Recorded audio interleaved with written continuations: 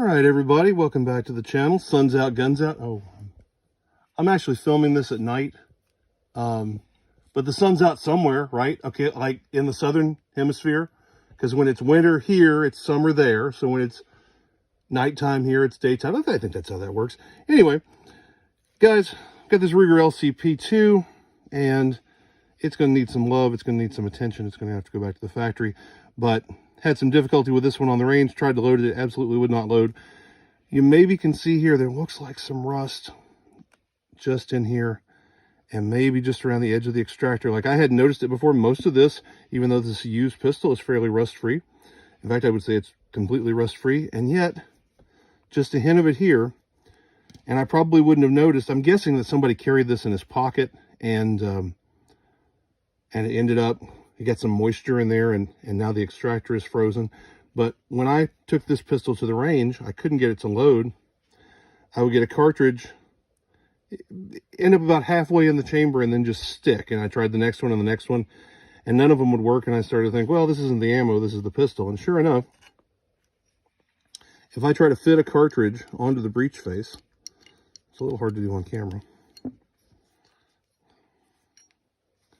Easier to do when I'm not working around this camera. That's as far as it'll go.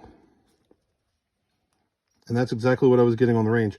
That extractor is frozen. It will not flex, and it will not move over the rim of the cartridge. And so that doesn't allow a cartridge to be to fit completely into the chamber. Now, without the barrel and the slide, I could just drop a cartridge right in the chamber. There's no problem at all. But this extractor is the culprit. And so if I were on my own, just can't get it on there at all. If I were on my own, how would I free this? I'm pretty lazy. I would probably take this whole slide and just leave it in a bucket of oil for maybe a week, and then see if I could take a screwdriver and wiggle that extractor free so it starts flexing. I could use motor oil for that. I could use diesel. I could use kerosene. I mean, diesel basically is kerosene. If I were in a bigger hurry, I would probably spray this down with Croil. If you're not familiar with that, it's just a penetrating oil that gunsmiths use. You could use CLP. You could use Ballistol. Ballistol is a good penetrating oil. Let it soak in. Maybe even hit it with some heat. Hit it with a heat gun to help that oil soak in and help as the metal expands and cools, expands and contracts. Helps that oil get in all these little crevices. And then again, take your screwdriver and very gently just work on that extractor until you get it wiggling.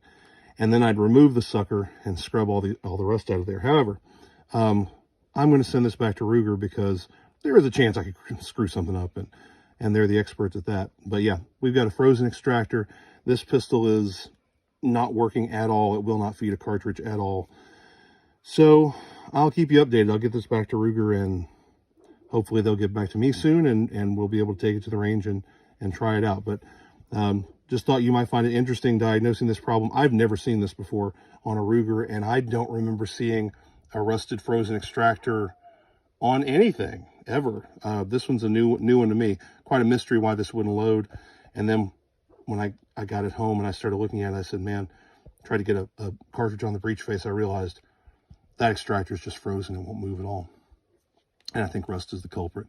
But yeah, the exterior of the pistol is rust-free, so I wasn't expecting any rust to be in these little crevices, but I can definitely see some in there. So look for that on your own pistols. Just bear in mind that sometimes they'll need a little bit of love. They'll need a trip back to the factory, or if it's a gun that doesn't have customer support anymore, you may be on your own soaking this thing and trying to break those parts free and then scrub all the rust out and reassemble. Anyway, I will get you an update on this when it's back, and until then, keep your powder dry. Hey, what's up, YouTube? This is Paul Harold's nephew again. As always, sun's out, guns out. Have my Ruger LCP 2, which has now been returned from Ruger. I just got it back and figured I would show you what's going on. They sent it back with a chamber flag, which is fine.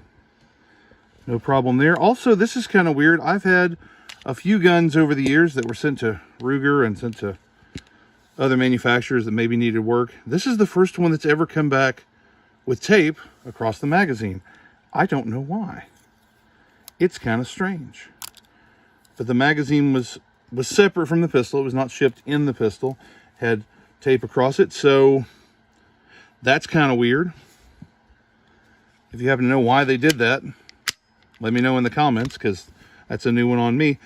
But yeah, the pistol's back. I haven't gotten it to the range yet. I'll get it to the range and get a report to you guys. I found this very interesting though, and I wanted to point it out. Okay, I assumed that what Ruger would do was put a drop or two of Croil or something like that around the extractor, hit it with a heat gun, get that stuff to penetrate in there, and then wiggle the extractor loose. And once it was moving, they'd remove it from the slide and they'd scrub all the rust off, clean it out, reinstall, or maybe just put in a new extractor, whatever. What they did instead was, according to their paper, well, actually not just according to their paperwork, I know they did it, they replaced the entire slide assembly. I'm assuming this is the old barrel. I don't know that for sure. But this slide and the extractor and firing pin, this is all new. It seems like an overreaction. It seems like it's inefficient to replace this whole thing instead of just the extractor. You know, like I said, if I'd been working on this at home, I probably would have just gotten that extractor out of there, scrubbed the rust off of it, made sure it was moving freely, reassembled, called it good. It's so much more expensive to replace this entire assembly. That seems kind of silly. But then I thought, well, how much time would it take a trained, experienced gunsmith to hit this with some Croil, maybe a heat gun, whatever, wiggle that extractor out, clean it all, put it all back together? Let's assume it would take him 20 minutes. Really not very long. What is 20 minutes of a gunsmith's time worth? $15? $20? $25? 20 minutes of shop time. I mean, $100 an hour is not a crazy shop rate, to be blunt about it. If we're dealing with an experienced gunsmith and he's got a shop full of tools and they cost money, you know, overhead costs money. So is that $30 worth of work? When you're in a factory that cranks these slides out off of CNC machines 24 hours a day and spits them out for a few dollars each, it might actually make more sense just to swap out the whole top end of this pistol and call it good. That might actually make more sense from Ruger's perspective. And if that slide had any more problems, any more issues, well, this pretty much solves them. We just replaced it with a new one. But the reason I know that this is an all-new slide assembly, I don't just have to take their word for it, is because you'll note from when this pistol was shipped out before, this extractor is much longer. The old extractor was about half the length. Can we get a really good shot of this extractor? Yeah. That extractor is about twice as long, and this hole, to my memory, was not present or was much smaller on the old slide. I'm assuming this is some kind of pin for holding in all these bits and pieces. I've never stripped apart one of these slides before, so I'm not sure. We do have a hole on top for a pin, looks like a roll pin, and the extractor itself will pivot around that. But at some point, it looks like Ruger, maybe they developed problems with those old extractors. Maybe I got one of the earliest LCP2s. I really don't know. I haven't had a lot of experience with LCP2. But I can tell you that old extractor was much shorter. And at some point, they went to a much longer cut in the slide and a much longer extractor. And they've got this big port here for holding a pen or something. No, excuse me. That clearly is used for assembly, disassembly.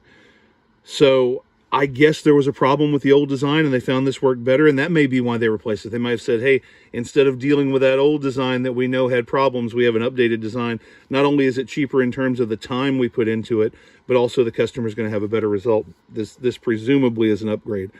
I don't know that for sure, but it seems likely based on this result.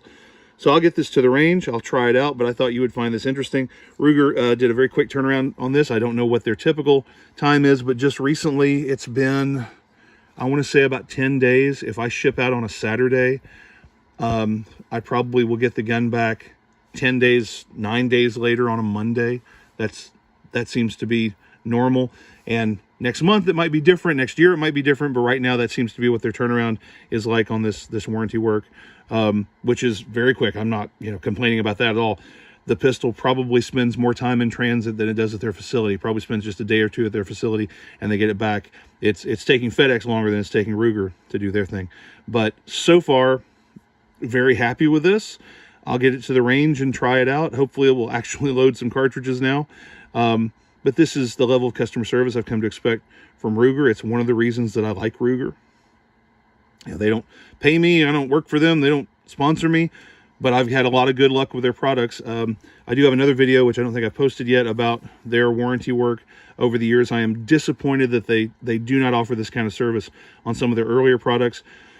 One of the reasons I liked Ruger for so long was that they would provide service for anything they ever made. And now on a lot of their older guns, they're kind of abandoning them, orphaning them, and saying we're not going to work on them anymore, which is a shame. But they still make this. They'll still work on this. And if you're looking at buying a current production Ruger product, this is one of the reasons to buy it, because they offer excellent service. If you're looking at an older Ruger product, I'm not saying don't buy them. I like a lot of those older Rugers, but understand you may have difficulty getting parts and service for those because Ruger has, in many cases, decided to abandon those, which is very sad, and I wish they would reverse that decision. But there you go. It is what it is. Anyway, guys, stay tuned. I will try to get this to the range and get you a further update and let you know how it performs. As a quick supplement regarding the LCP2, I just noticed this. These sights are not what I remember from before this went to Ruger. And maybe this shows up well and maybe it doesn't. These sights are almost like cat ears. They come to a couple little points. And when I try to get that front sight set in there, it's probably not going to work with our lighting here. Anyway, I don't have two big, bold, flat surfaces here with which to line up the front flat surface. Instead, I have these sort of 2 points, and I have to center that flat surface between them. It's less precise than most sights I'm used to dealing with. This is a pocket pistol. I don't know that it matters.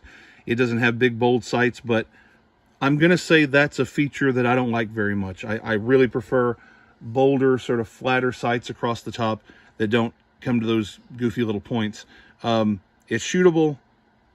I don't think it's going to be a big problem on the range, but I would find it just a little bit easier to get a good sight picture with sights that are broader and flatter across the top.